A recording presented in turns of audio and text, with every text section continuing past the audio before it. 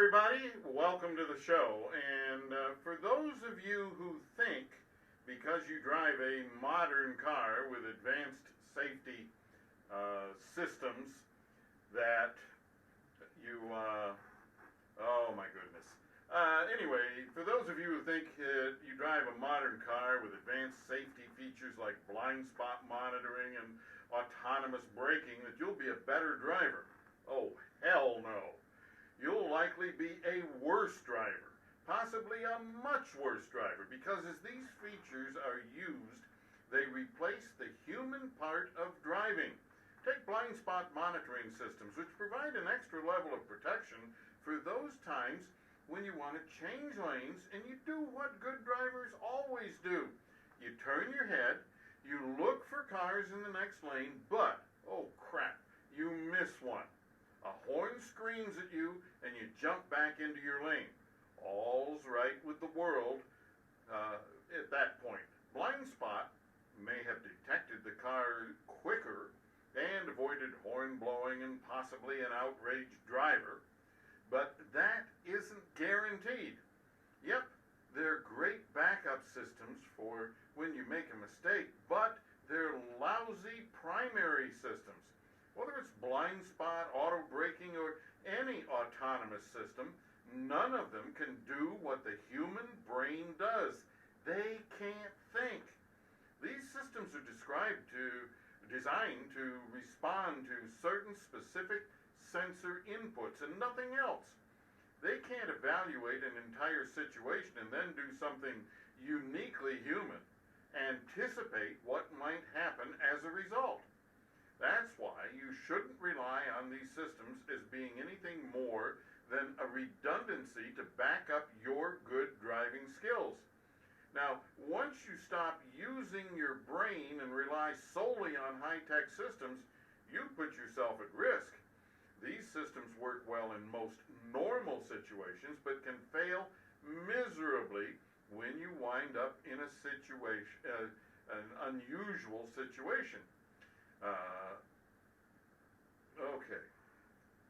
Well, we have a huge glitch here in the studio. There's a lot more to that. Don't know what happened. We'll try to get it together and get it to you in a little bit. Anyway, some of the things that you need to be aware of on these autonomous systems. You know, we're talking about a situation where you wind up in a strange situation, something that is abnormal.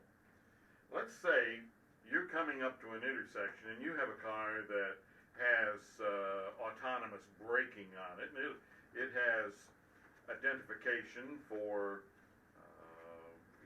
pedestrian identification and all that stuff. Will it stop the car if a pedestrian is right in front of your car? Yeah, probably it will.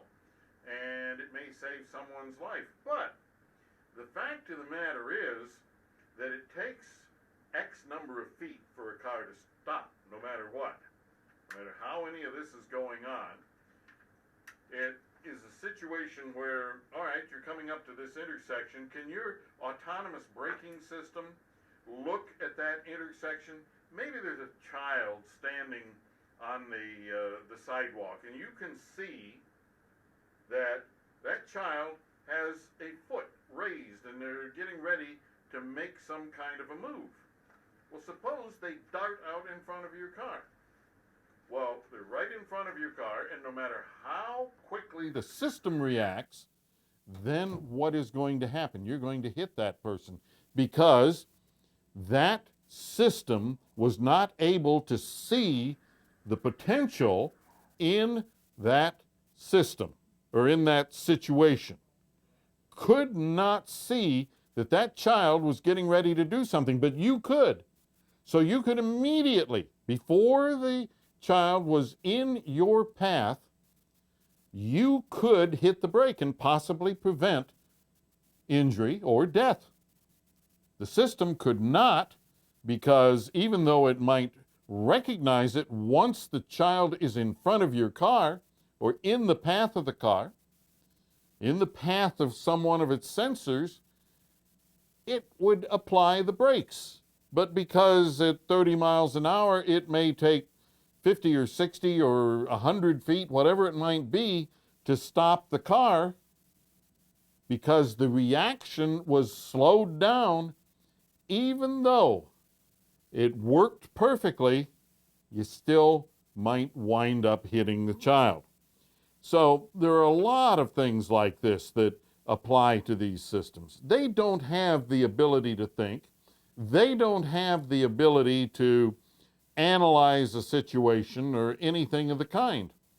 All they do is react to specific inputs that are received by the sensors on the car. And they react to those inputs. Nothing more, nothing less. Now, the other thing that you have to keep in mind with these systems is that in many cases, what you have is a situation where maybe you've been driving, maybe it's wintertime, maybe there's a lot of slush and slop on the road. Well, these sensors that you rely on may be covered with ice and snow and schmutz from the road and who knows what else. Now, granted, a lot of the cars will give you a warning when that happens, but I've seen a lot of people who disregard the warning and, still try to rely on those systems. They're not working. They're shut down because they're dirty. They can't send a signal out. They can't receive the signal properly, and it doesn't work. So I guess the bottom line here is that you really should be a good driver first and foremost. See, there's nothing that will substitute for human intelligence and the capabilities of the human brain. So be a good and safe driver first. Use these systems as a backup to your good driving skills, not as a primary thing to drive for you. They're not that good yet. Stop and think about it. In order to analyze what's going on in a situation, it takes huge amounts of brain power. Now, as a human, you can look at a situation and you can see all these different variables that are going on. You can see a car that's coming into an intersection way too fast. Now, your autonomous braking system may not be able to do that.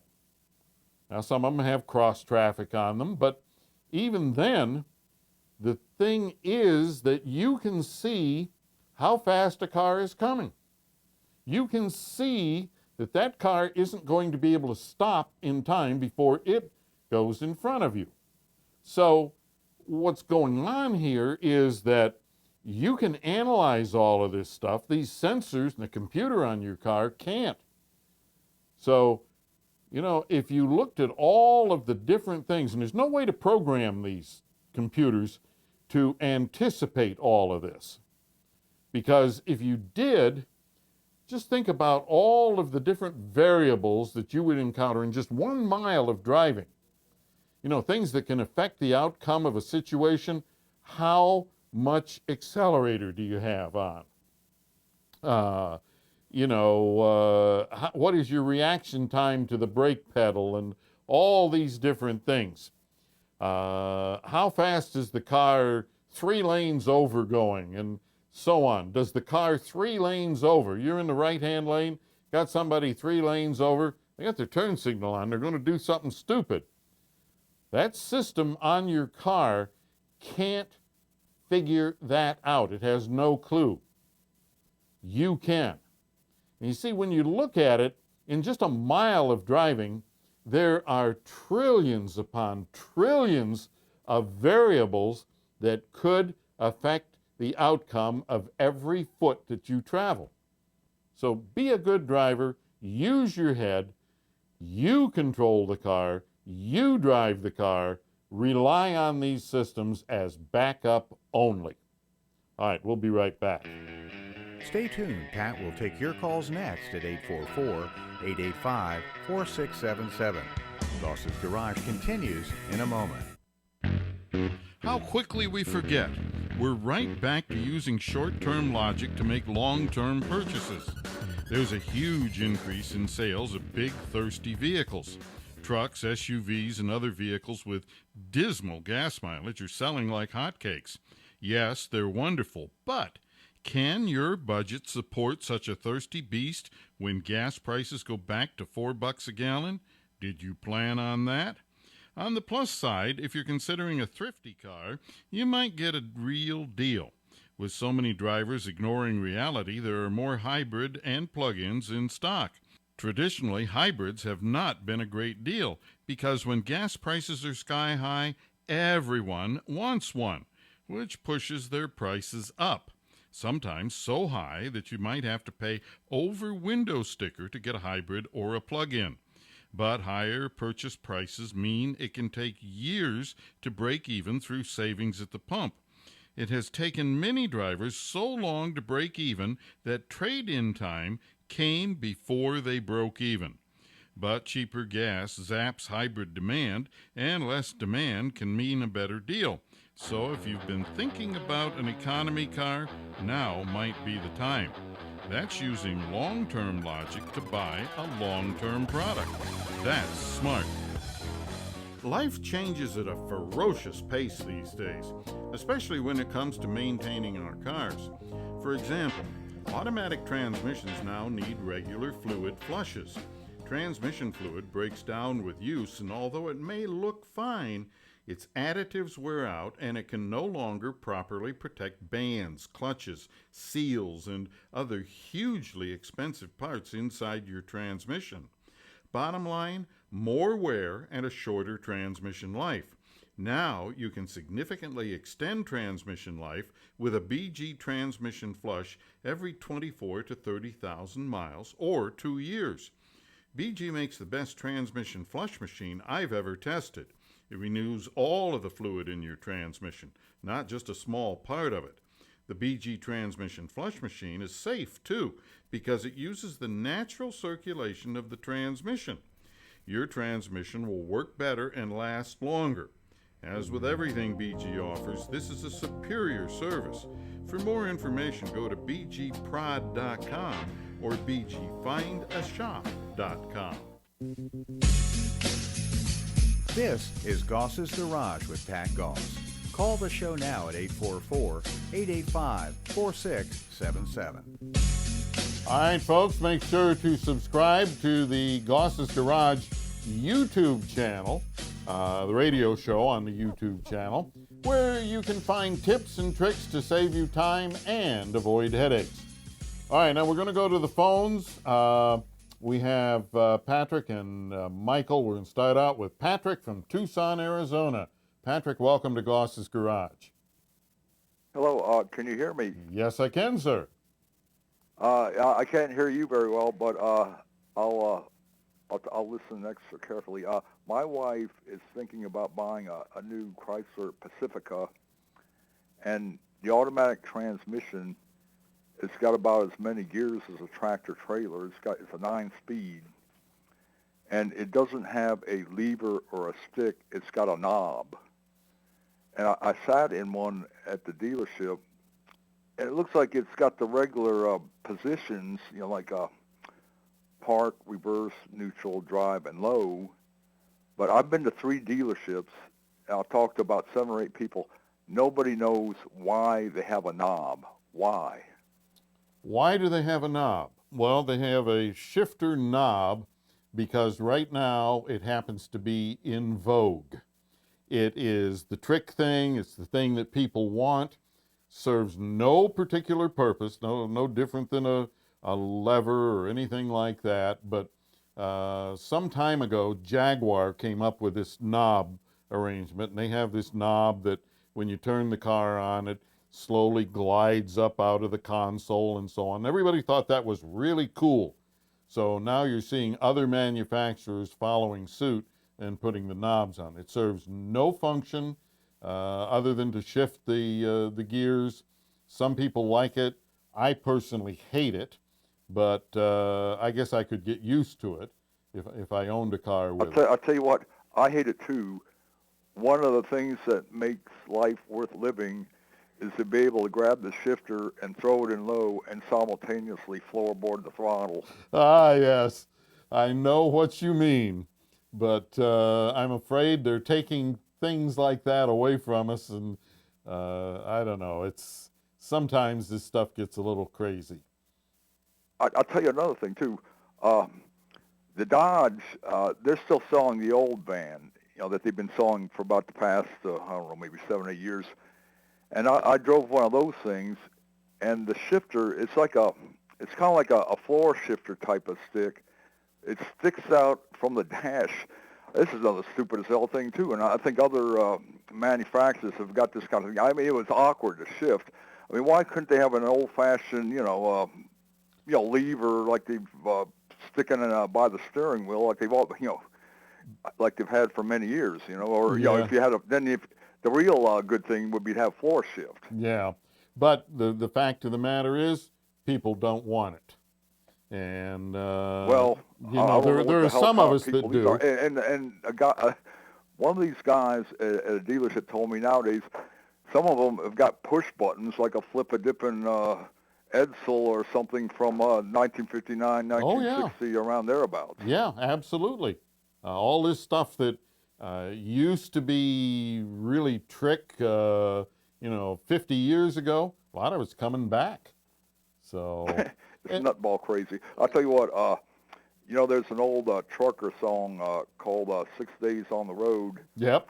and part of the lyrics are, I've got 10 forward gears and a Georgia overdrive. I think Ford is coming out with an automatic transmission that's got 10 speeds. Yes, they And do. when I moved out here to Tucson from Alexandria, Virginia, that rig I had the biggest truck I could get. It was a 26-foot diesel. The next biggest thing would have been a tractor trailer, and I had that truck overloaded by 380 pounds. Mm-hmm. But the guy at the rental place said they're pretty forgiving if you're a civilian, at the weigh-in scales. Anyway, with the throttle floorboarded going down the hill in high gear, that truck would do 75. But if I put her into neutral, it would do 85. That was Georgia overdrive. There you I think go. it's illegal in Virginia. Yeah, I think it's technically illegal most places, but who's going to catch you? So It's what you need, Georgia overdrive. It's what you need if you want to get maximum speed out of an overloaded truck. there you go. All righty. Hey, brother, you have a nice day. Thank you so much. Appreciate the call. All right, now let's go to Bethesda, Maryland, and talk to Michael. Michael, welcome to Goss's Garage. Hello, can you hear me, Pat? Yes, I can. Okay, you're coming in extremely faintly. I heard your call screener very, very clearly, but something's wrong with your voice connection. Okay. But I'll try to listen and hopefully I can pick up what you're saying. All right. I just recently purchased the used 2013 Prius plug-in, and it has a different kind of oil. It's ILSACGF5, which I've never heard of before. And my main question is whether or not I should use BG oil products with that kind of oil, or is that somehow chemically different and I shouldn't be adding anything? No, all that is the European specification for the oil. ILSAC is European rating. There should be an SAE rating in there as well. Okay, so it's still you would think a good thing to add the BG oil additive? Oh yeah, I would. I'd use synthetic oil, and I would use the BG MOA. Okay, well that's what I'll do. And I have one other question that came up today. Can you hear me still? Yes, I can. Okay. I carry a bicycle rack on the back of my car, so I can plug in when I'm going somewhere, even if I'm a little bit away. And so I have a strap that I attach to the bike from the inside to keep it to kind of a safeguard in case something comes loose. And that when I closed the hatch yesterday, that strap happened to be sticking out and apparently was right on the latching area. And right now, I can't open the hatch. And I think it's because that strap is somehow caught and interfering with the latching. Is there any solution that you can think of other than taking it to a shop? Well, the solution is one of two things. Begin by having somebody hold if it's an electric release on it, holding the button while you take both hands and pull up as hard as you can on the hatch. If that doesn't work, then you're probably going to have to take it into a shop, and they're going to have to get into the back, disassemble the latch portion below the hatch there, take the upholstery and everything off, and get in there to release it manually. Well, that doesn't sound like the option I want, but No. sometimes we don't get the options we want. Right, but So try hopefully the first way will work. Try pulling up on it hard while somebody holds the release. Okay, and there's no possibility of doing damage by doing that. Well, if you're uber strong, yes. Unless you are incredibly strong. I'm 66 years old, so I'm not worried about being uber strong right now. Okay. Well, chances are there isn't much possibility. Of course, there's always a possibility on anything that you do on a car, but the probability of damaging anything any more than it already is very, very slim. Okay. Well, that's hopeful news. Okay. So thank you very much. Good luck with it. All right, folks, we're going to take a drive. No, we're not going to take a drive. We're going to take a break. Operators are standing by to take your call for Pat at 844-885-4677. Goss's Garage continues in a moment. Think you'll get a deal buying a used car from an individual instead of a dealer? Possibly, but there's a good chance you'll get taken if you wind up dealing with a curbstoner. Curbstoners are low-life scum who buy cars with problems, cobble them together, roll back the miles, make them look good, and resell them. They usually claim the car belonged to a friend or relative, and there's a sad story about a death, financial woes, illness, or other tragedy. If you buy from one of these crooks, you'll probably get a great-looking car, but in poor mechanical or body condition at a slightly lower price. But you won't get a warranty or a good, reliable car. Curbstoner cars are often so bad they only have scrap value. There are curbstoner cars all over the internet, in nearly every shopping center, and sitting along the road. Total loss, flood cars are a curbstoner favorite because there are tens of thousands of them, and they're easy to disguise. So when buying off the street, question everything. When was the title issued? Is it in the seller's name? Does it show the seller's proper address? Is it from another state? Of course, always have a shop check any used car and get a Carfax vehicle history report before paying a dime. Curbstoners are crooks who will happily steal your money. So be really careful. I get lots of questions about BG products, many about specific products or services like, is BG44K really that good, or are BG transmission, cooling system, and power steering flushes actually necessary? But most popular of all, do I use BG products in my cars? Well, the answer to all of those questions is yes. A regular schedule of BG flushes and chemicals will deliver the longest possible life from all the lubricated and fuel delivery parts on your vehicles. And do I use BG products? You bet I do. I drive nice cars, and I drive a lot. Plus, my live radio and TV shows mean that My cars have to be absolutely reliable. A no start from dirty fuel injectors or a failed transmission just isn't acceptable in my life. Remember, deposits and dirty fluids ruin expensive parts. For reliability like I demand, visit one of the quality shops that sell BG products and perform BG services.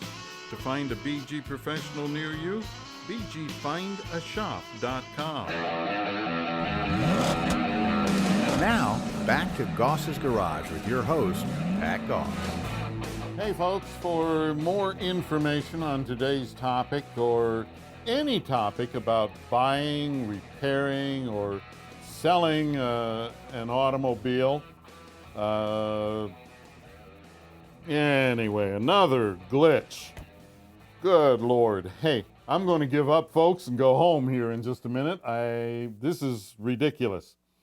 Anyway, Lee, he has been emailing me back and forth talking about some of the things. He's looking to buy a new car. One of the things that he doesn't like is the seating position in some of the newer cars. Yes, I can agree with that.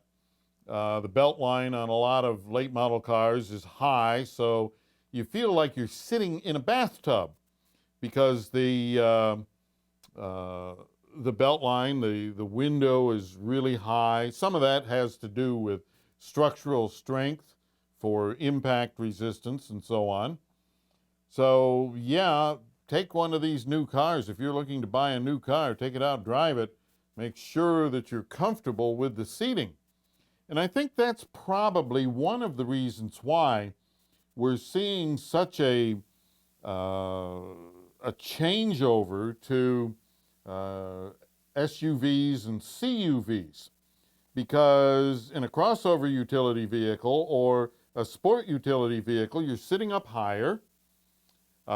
Typically, the belt line is lower, so you can even rest your arm on the ledge at the bottom of the window, and all kinds of things like that that are very appealing to a lot of people. The other thing is that most SUVs and CUVs are not as aerodynamic as cars, and that means something that may be important to you.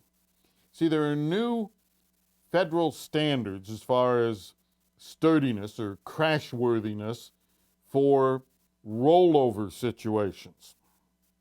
And as a result of that, the roofs and the pillars that hold the roof and so on, they have to be stronger. Now, you take a really aerodynamic car, and that's going to mean, one of the things it's going to mean is that the windshield has a dramatic slope to it. Now, that means that the A-pillar, right beside the windshield, that A-pillar, in order to have enough strength to meet these new standards, has to be bigger. So you'll find a lot of cars, and especially the ones that are very aerodynamic, you'll find that they have pretty wide A-pillars, something that may annoy you. Of course, you'll probably get used to it. And of course, it's there for your safety. Now, Lee says, this is just a huge blind spot. Well, yes and no. Depends how you look at it. Yes, under certain circumstances, it might block the view of some things, but you have to get in a habit of comparing what you're looking at as you're looking out of the window. Now, what I mean there is we've got an angle to the A-pillar, and what you're trying to do is to look at things over that angle. In other words, something that's vertical. If your eye travels down that angle, somebody that might be blocked, if there's a pedestrian that might be blocked up at the top, as your eye moves down, it changes your perspective and you might be able to see them.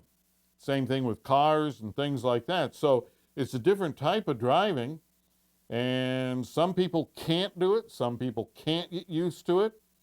That's not a good thing. and that could make you a dangerous driver.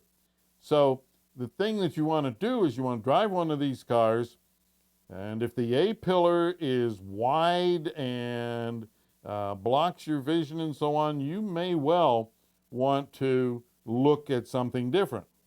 Now, what's the difference in a crossover or an SUV? Real simple. Because it's not so aerodynamic, the windshield is more vertical. And with a more vertical windshield, you have different requirements as far as the engineering that goes into it to make the roof stronger.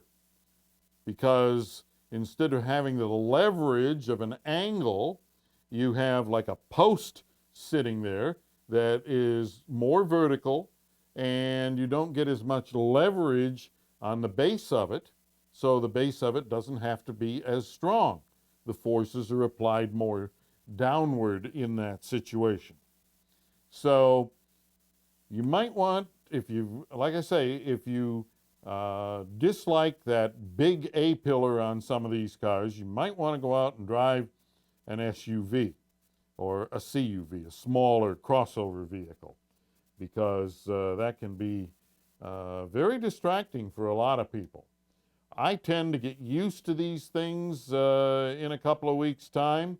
I'm just very, very careful for the first couple of weeks, and then, I get used to it and realize that I look around, or, I tilt my head and look around, do whatever is necessary, but I have to get used to it first.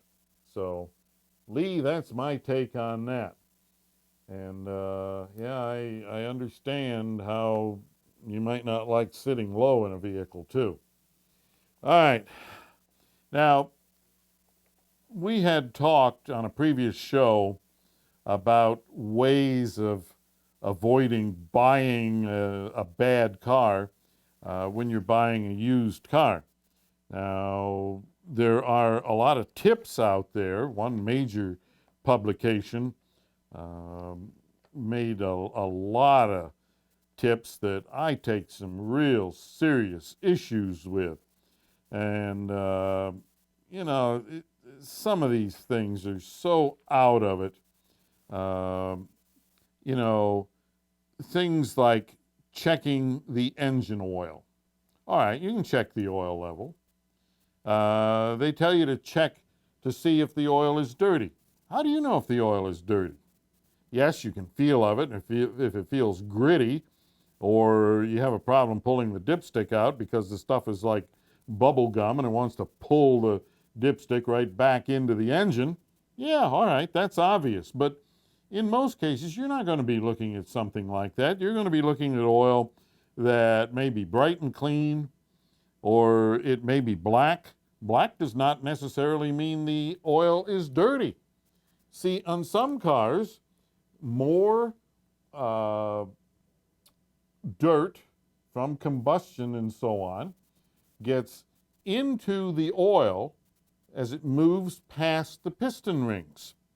So in some cars, you'll see that in 200 to 500 miles, the oil turns black.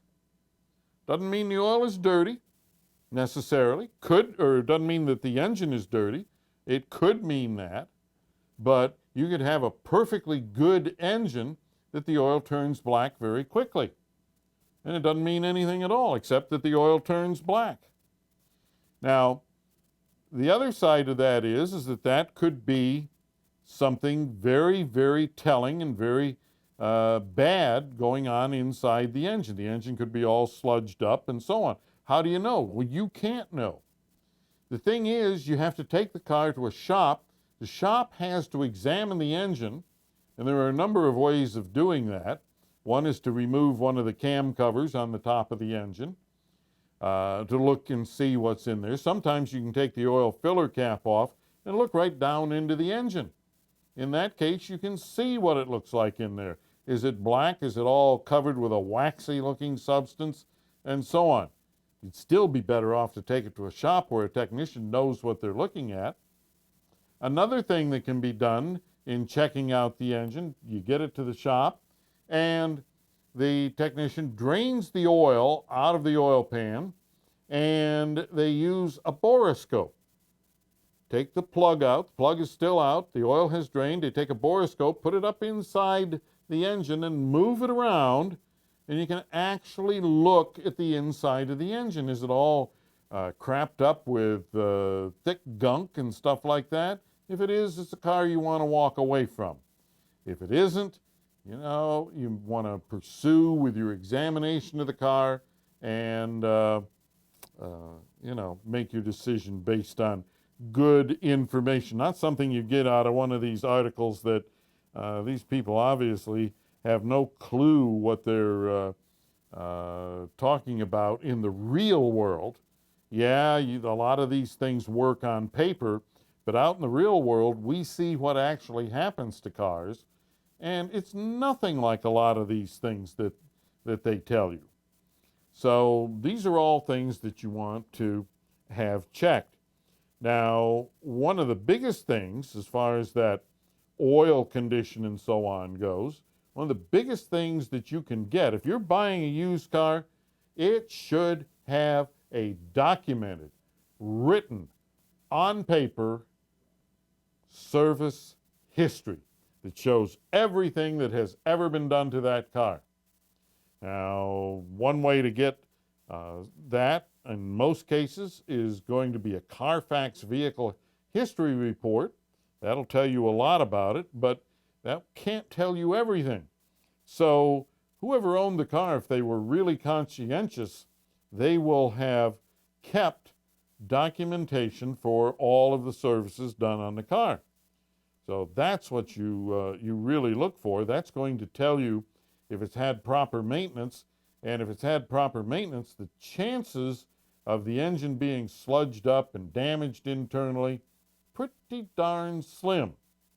So documentation is important. A physical examination by a technician is incredibly important.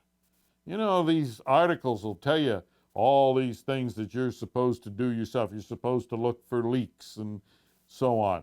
Well, tell me something.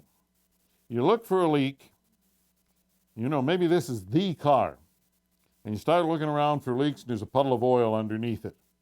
Are you really capable to determine if that puddle of oil is from a loose bolt in the valve cover that's going to take 35 seconds to tighten, or if it's from a bad oil pressure sending switch that's going to cost 40 or 50 bucks on most cars, other than Corvettes. Corvettes can be dauntingly expensive on oil pressure switches. But are you capable of telling if it's something like that, or is it a major rear main bearing oil seal, or something that's going to cost hundreds or sometimes over $1,000 to fix? No, you probably aren't.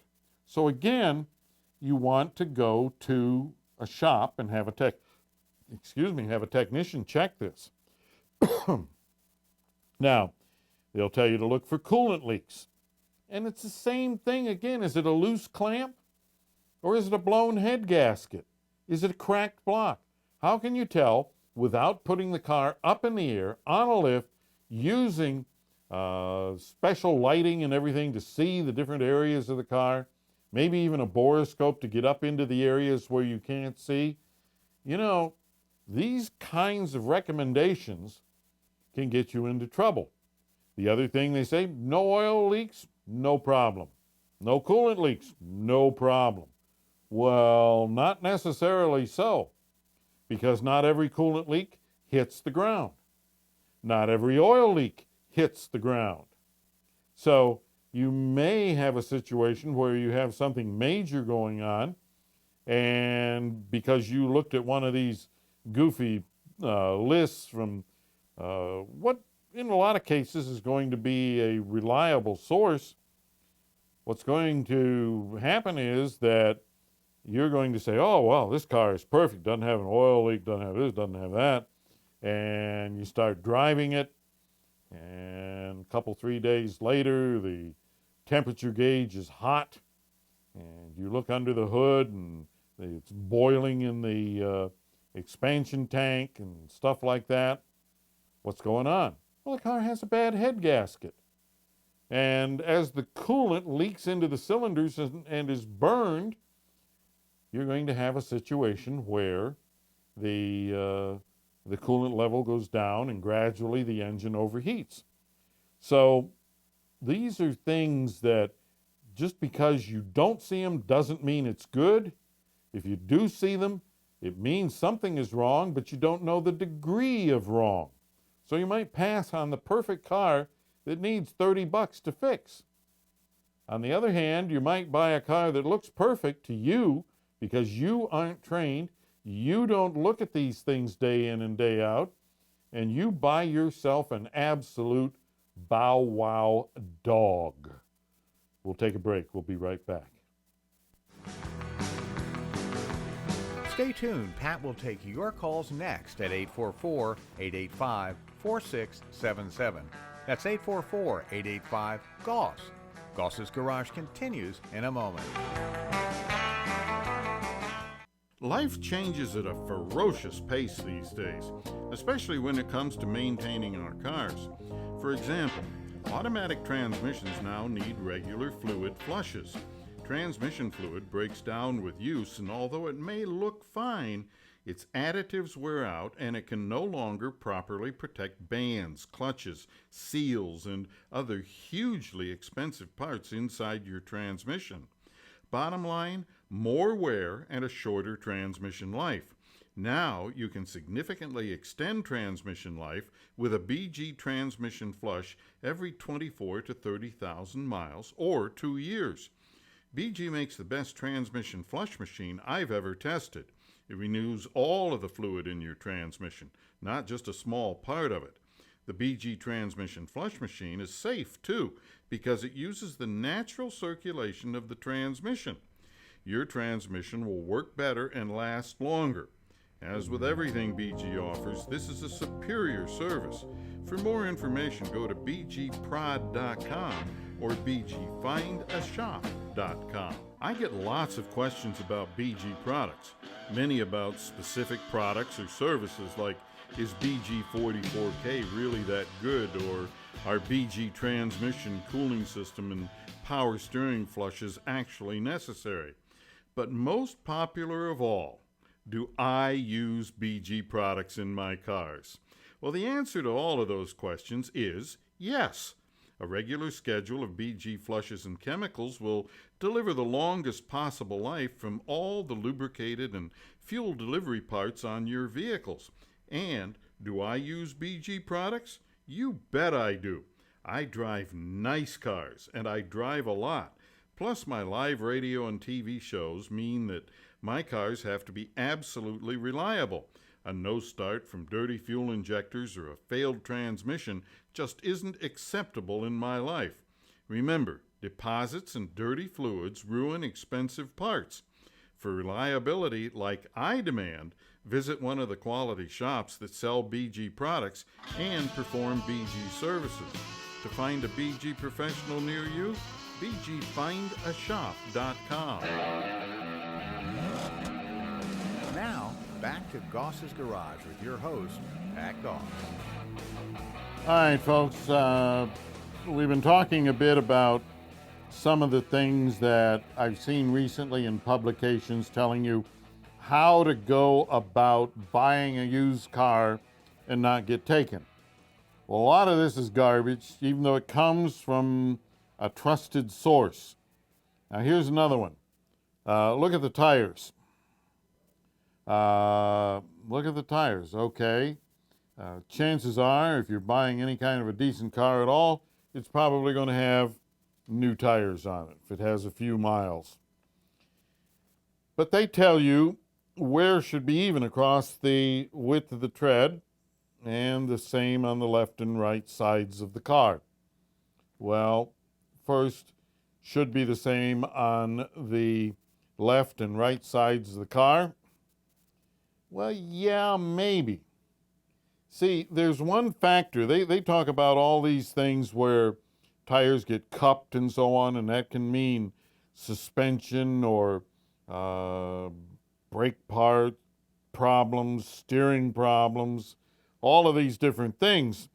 But in reality, tires will normally wear evenly if the owner of the car rotates the tires regularly and properly.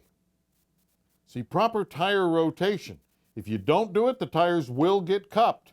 Doesn't have anything to do with suspension or steering or brakes or anything of the kind. They will cup and they will get so noisy they'll sound like one of these jacked up pickup trucks out on the highway. So proper tire rotation means that tires will wear evenly. Now, because tires on a proper rotation move around the car, and if you're doing the rotation at proper intervals, they'll never be in one spot on the car long enough to take a wear pattern. So cars that have proper tire rotation, usually the tires look great. So that wouldn't tell you anything about suspension or anything like that. Saying that if they aren't worn properly, say they're all scuffed up, maybe the right side tire is worn a lot more than the left side tire. Well, the fact of the matter is that a lot of people these days go like gangbusters around ramps and things like that, and if it just so happens that they're driving on a lot of ramps at high speed, one tire will automatically wear more than the other, because as you go around the ramp, say the ramp is a right turn, the left tire is taking the most of the abuse because weight transfers to the outside of the turn. So in that case, if most of the ramps that the previous owner took, and they did a lot of it, then the left front tire could conceivably be worn considerably more than the right front. And that doesn't mean a thing about the condition of the car. It means something about the condition of the tires, but that's all that it means. Now, the other thing is maybe the edges of the tires are worn or something. That could mean that you need an alignment. Now, would you pass on the perfect car for an alignment? Maybe it was needs a four-wheel alignment, $150. Would it be worth passing on that car simply because it needs an alignment? I wouldn't think so. But here again, in order to make sense of all of this, you have to take the car to a shop. Shop has to check it, and they should take readings on things. They measure things. It isn't seat of the pants. They measure the thickness of brake pads. They measure the depth of the tread on the tires. They measure the thickness of the brake rotors. All of these things. And they may even put the car on a front-end machine or drive it over a toe-in gauge or scuff gauge, as they're called. And they're going to know what is actually going on. You're looking at stuff, you're reading some of this garbage, you're looking at stuff, oh yeah, well, the tires are worn, I don't want this car. All right, fine, you're the one that loses. Shaking steering wheel. They tell you to take the car out, get it up to speed. Does the steering wheel shake? Yeah, well, if you're like most people, oh gee, they come in the front door here and they tell us, oh, my steering wheel shakes at 60 miles an hour, I want an alignment. Well, number one, shaking doesn't usually have anything to do with alignment. What it usually means is there's a tire problem and that you need to have tires balanced, or you need to have road force variation on the tires checked. So, you're just not capable of checking all of these things because you don't have the day-to-day experience. Now, they talk about play or clunking noise. A lot of cars may have play in the steering wheel, but that play may be as the result of a bad tie rod end.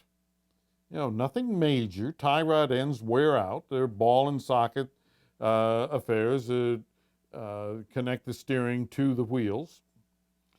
So suppose it's a $100 tie rod end. Would you want to pass on the perfect car?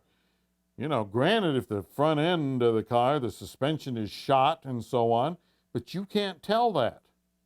You can't tell that without taking it to a shop and having a technician put it up in the air and looking at things. Could be a tie rod end. Other things they talk about, clunking, noises in the suspension. If that's something major, well, maybe it is. But then again, maybe it isn't. Maybe it's something as simple as a sway bar link or a sway bar frame bushing. We see those day in and day out. And there's no major problem there at all. The other thing they talk about, shocks. Well, figure if the car's got 75 or 80,000 miles on it, it's probably going to need shocks anyway. Adjust your offer on the car based on the fact that it's either going to have brand new shocks on it. You can look underneath it and see by the condition and the color and so on that the shocks are either new or old. It either has brand new ones on it if it's got 75 or 80,000 or more miles on it, or it needs shocks. So that's just the easy way to go about that. Either they're new or it needs them. Puff of white smoke when you start it up. Number one, you have to determine, is it smoke or is it water vapor? Cars, depending on the temperature, the humidity and so on, when you start a car, you'll get a puff of water vapor. I know everybody calls it steam, but steam is not part of that. Well, it could be part of it, but steam is colorless, odorless, invisible. You can't see steam, so we can't call it steam. It is water vapor. And how do you tell the difference between water vapor and smoke? Water vapor does not hang in the air. Water vapor moves a few inches up and really quickly dissipates. Smoke, on the other hand, kind of hangs in the air and just slowly drifts along with the air. Doesn't dissipate quickly. It just kind of hangs there, where the water vapor goes away in a matter of a couple of seconds. So that's how you tell the difference between the two. And then you have things like black smoke. Black smoke has to do with too much fuel getting into the system. And that could be something major, but it also could be something very minor. Again, you can't tell without taking it to a repair shop. And if you're seeing a common thread here, I hope you are, because there is no real way on a modern car for you to do anything except a cursory examination yourself. And what you really should be doing, instead of reading all this garbage about how you can check the car yourself and save money from taking it to a shop and so on, what you really ought to do is be driving the car and driving it for quite a distance. And the best way to do all of this is you settle in on a car that you like, and you're not sure about it, go to the rental car company and rent one for the weekend. Yeah, I know you'll pay a few bucks, but goodness gracious, you're going to spend thousands of dollars for the used car or the new car. Rent one like it, drive it, see how you like it for a weekend. That'll tell you a lot more about it. And that's where you should be placing your emphasis, not on trying to diagnose all these mechanical and, the condition issues and so on. You are not qualified. And I'm sorry to tell you that. I know you'd like to feel that you've got it all in condition or under control, but it just isn't going to happen. See, those of us in the business, we see these cars day in and day out. We see what fails. We see what works. We see what the symptoms are, because mostly we diagnose problems based on symptoms. So we know what to listen for, what a particular symptom means, what a particular wear pattern means, and so on. So even if you have to spend $150 to do an exam of the car, I certainly would consider that. So, real issue here with trying to do this stuff yourself. So concentrate on the non-repairable problems. And the non-repairable problems are things like the seat isn't comfortable, the outward visibility is horrible, I don't like the way it rides, I don't like the way it handles, I don't like the performance of it. These are things that can't be repaired. And don't for a minute think, oh gee, I hate the way this seat feels, but I'll get used to it, or I'll buy wooden beads, or I'll buy some kind of an inflatable backrest or something. Don't do that, because in most cases, these things are not going to correct the problem, and you're not going to get used to it, and over time, it is going to make you hate that car. So that's the way I'd go about it, folks. Hey, thank you so much. Sorry for all the glitches today. Thanks for listening, and thanks to Steve McMillan, George Stockton, and Chris DePamphilis for producing today's show. For everyone here at Goss's Garage, I'm Pat Goss. Until next time, big favor to ask of you. Please, everybody, drive gently.